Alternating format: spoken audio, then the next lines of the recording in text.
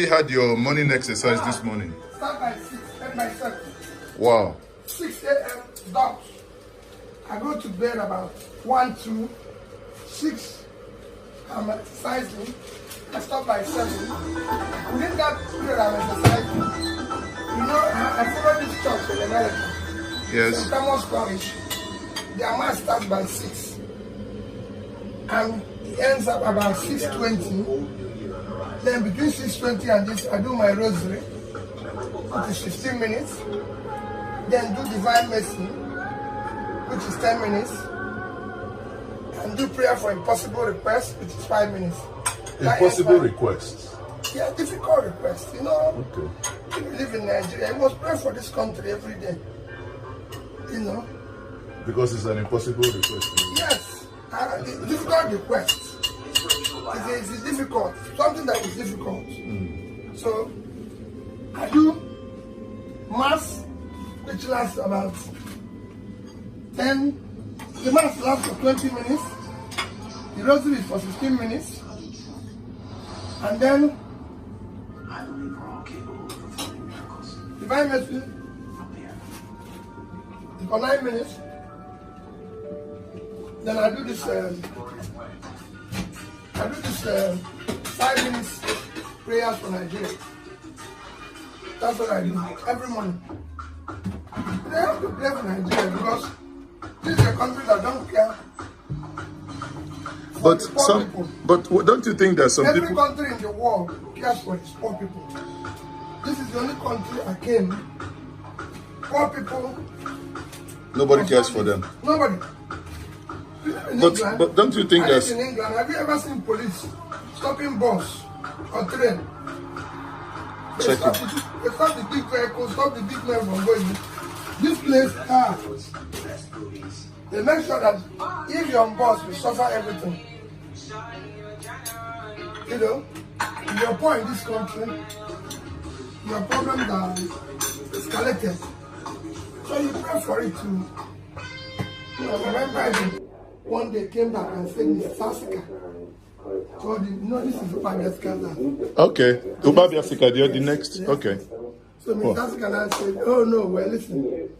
I have my half of my land I'm going to sell and everything. Deal. Yeah. So you buy it. And I said, why don't you just build a small? He said, no. He wants a very big, you know, a very big house. Fine. As long as we're going to have agreement, you build a big house, but you're going to build a small one for me. So this is where I live. Everything I have is here. Really?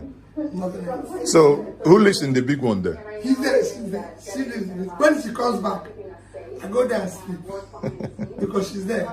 You know, if she's not here, I don't even go there. I don't even enter there. You know, so this is my one. Wow. Functional is effective. Very, very fun. But I can get up in the morning, do my coffee. But that's what they call in Nigeria. This is what they call BQ, boys' quarter. No. So how can Oga like you be living in BQ? Let me tell you, it's very, all these things is spiritual. I'm necessarily irresponsible. But I don't blame those who do it. It suits them. It doesn't conflict my interest. Yes. This is functional. You see my security, you see my bedroom. I can do everything. I get up in the morning like I've done 1 hour of exercise and clean this place. I did the cleaning now. I want me my food. I'm going to make you a coffee. Yeah. Very easy. But when you live in this complicated one, you're looking for house help, house boy, this, everybody is. But hold on. No.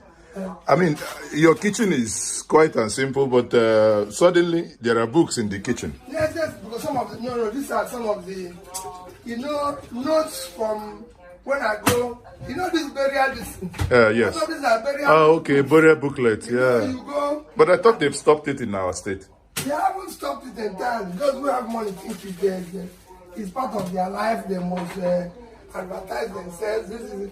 I personally have stopped as much as I can from writing all these funeral orations. No. You're writing about somebody you've never met, and you're saying wonderful this. Somebody, no. So for me, the person has died. All you're doing is waste of time writing all those nonsense. If the person has done good, he will go to heaven. If he's done bad, he's going to hell. If you like, write anything. So I live in a more functional way. It's tough for people to see that. Basically, I don't live with house helps. It solves my life. And it makes people lazy. No, sure. Sure. So when I tell people I get up in the morning, after I'm walking around the house tonight, everything. Then I have to face my tea and I must say that's what I think that's one thing we share in common. Do it yourself. the calf coffee. The calf, okay, yes. I don't take sugar. It's a privilege that you're making coffee for me, sir. No privilege. It is so. No. How can you say it like that? Making coffee. Everybody can make coffee for you. You know, coffee is just coffee. Caffeine. It's just coffee. Everybody can make. In fact, it's my joy serving people. Ask people when I was in government. Ask those who came to government to eat. It was me who served their food. It is a joy for you to serve people, especially when you have good visitors like you who come for, not to visit. Here, when people visit you, the only thing they talk about is money. Nobody comes to share idea. Nobody comes to, do anything except, oh, give me money. I have a problem. They assume you don't have problem. You don't take sugar. Do you take honey? Yes, I do.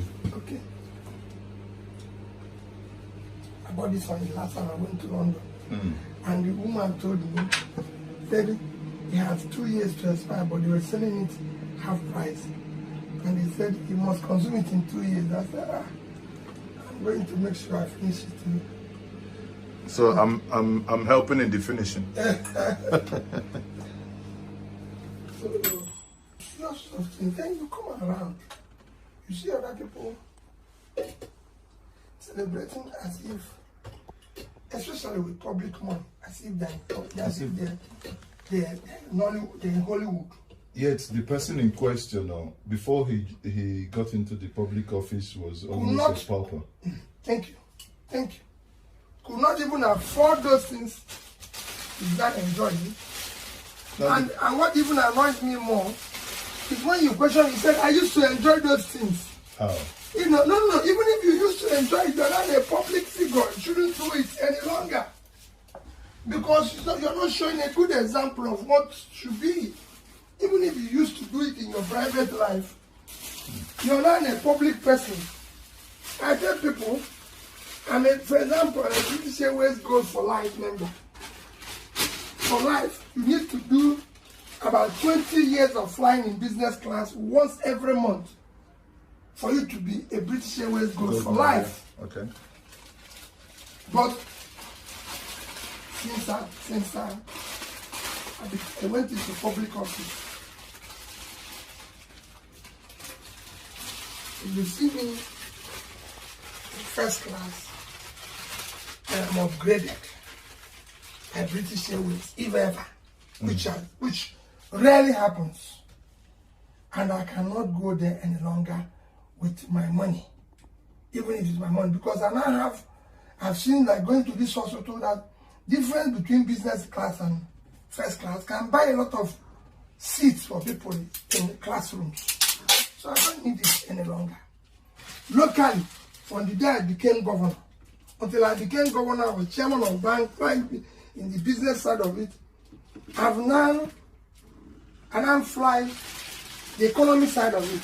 In fact, in my last, about September this year, I argued with somebody who said to me, Peter, tell me why you should fly, why you should continue doing the economy with all the things you do. And I said, man, there's nothing wrong in it. It's a 45 minutes journey. In Europe, nobody flies even all these classes see people fly. But then, let me tell you, you won't know the difference. If I fly economy to Abuja, Enugu, it costs me 25, maximum 30,000. If I fly business class, it's 75. He said yes. I said, okay, we are going from Abuja to Enugu. So we arrived in Enugu. I won't call them. I said, where is your village? He told me. So I said, we'll go to your village. So we go to the village. In the market square in his village, I called 10 women. 10. Sorry, not 10. Yes, 10 women. I addressed them. After addressing them, I said, I'm going to give you people 10,000. The differential. The excitement, nobody could believe it. They told me that their total thing they are carrying, the total stuff they are selling is worth about 6,000-7,000. So that 10 I've done, I've doubled their goods in the next market. And I said, let me tell you, that is the difference between my coming to Enugu and going back to Lagos. He has changed other people's life. And there's no impact he would have made where I sat in that place. The other one did not add anything to me or remove anything from me. Except a feeling that I feel I shouldn't sit with people I'm supposed to sit with, or those people are second class citizens, which is what you normally hear here. I said, no, you don't belong to the same place. Where do you belong? If you are from a poor country, you're poor. No matter how rich you are, you're a poor person. But once you say where you're coming from, people will classify you where you belong. Based on your country of origin. Based on your country of origin. Anybody who is from Nigeria is poor, no matter how rich you are. You're poor. You know, I lived in the Western world, and you know how they classify people from here. In fact, if you're rich at times, it becomes even a worse. Why can't you help people in your place? So for me, anything that makes it possible. Ooh, let me bring your coffee. I was just packing my food for the day. See, that's my food for the day. See how I packed it now. So I'm ready to go. Is that the food is what you wrap with sellotape? That's the only thing, yes. As I tell you, because I put it in the car, put it in a warm thing, then sellotape it. But I don't eat before 1. Okay. So 1 o'clock now, I'm going from 1. I have about 6 funerals today. Wow. I go from one to the other. I'm starting from Canal. And one is the cheapest place. I go from one place to the other. And I don't eat at funerals. Actually not meant to be. I mean, it's personally, I think it's a given. I think it's a given not to. You know, it's also a personal decision. It's a personal decision. And I don't believe that people should educate people when they've lost somebody. Exactly. When you're grieving, you should be the one that they come, my attitude. But I don't question those who do it, because it's not for me to question them. Let me digress a little bit. You know, in one of the interviews you granted, you said you only had 1 or 2 shoes, and from what I can see here, I mean, I'm just digressing. Do not be offended. I can see 2 sports shoes here, Yes. and as usual, and 2 Marks and Spencer shoes. Yes. Wow. It's very simple. Let me tell you. When I say people think it's anything, these shoes are in the shop. Yeah. If you go to Marks and Spencer, They are there. The prices are there. The prices are there and everything's there. So when people go and pack it and put it in their hands, I laugh. Let me take a top of my hand. This is my room. So you will see that you will see another one. So when you pack all these things and put in your all over the place, so everywhere is shoe, everywhere is watch, everywhere is no. You don't need them. It's a different thing if they're no longer in the shop. I say, okay, because they're running out of it, let me pack it and go and keep it in my house. But for something that is available and is there, you're going to pack it in your house, occupy space, and that's why they need 10 rooms, 8 rooms. No, I need only 2 rooms. The only thing that you see here is book. Bible. Yes. You can see so many different Bibles. Yes. And your rosaries as well. And my rosaries all over the place. You just pray, think, read, that's it. Nothing else.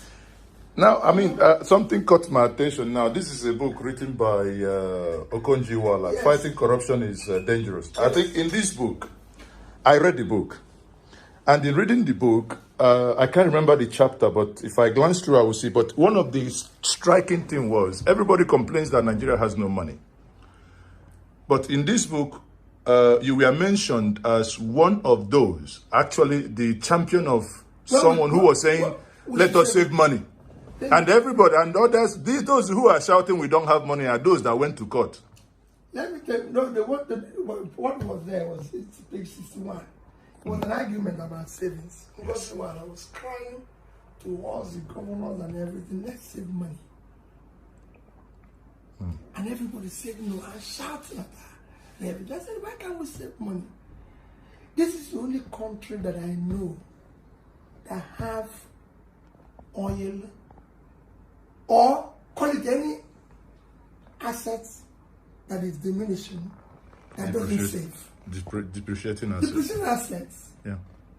Every depreciating assets you're meant to save because it's not going to be there forever. That is why from nowhere to everywhere, we're not saving. So what the argument was about saving money. And I keep saying it. There's no reason why this country should not make a law now and say, oh, we must save money. You know what people tell me? Oh, we are borrowing. I say, listen, it doesn't matter. That even Norway, with 1.something trillion sovereign wealth fund, my brother, their debt to GDP is still about 40%. So there's nothing wrong. You can be borrowing. Japan that is the debt to GDP of over 200%. You can say that it's one of the most indebted first world. They still have up to 2 trillion American treasury bonds or investment. So, but the question is, what to do with the money? But it appears here we borrow to share, or rather to, as the case it is now, maybe one day we'll make an official interview and I'll tell you I'm borrowing him. Now we're just drinking coffee. Let's start with the coffee. Thank you very much. I have enough money because it was my personal money that I used. And support of genuine mini Anambra State people who can call names. Then, of course, my little election was based on I did this, allow me to finish it. Suddenly, the whole thing has changed where you now have to queue up in my own village and pay people.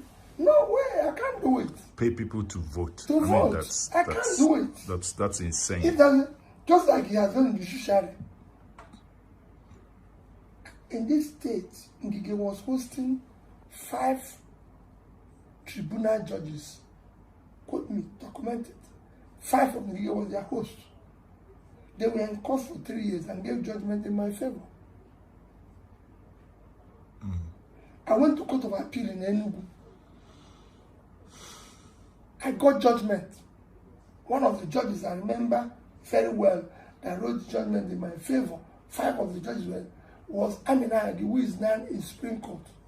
I never met her till about 2 or 3 years while I was in government. I came to the airport one day, Heathrow, to check into British. She was going to Nigeria. I was coming back in Nigeria. And he said, Mr. Obi. And I turned and she told me who she is.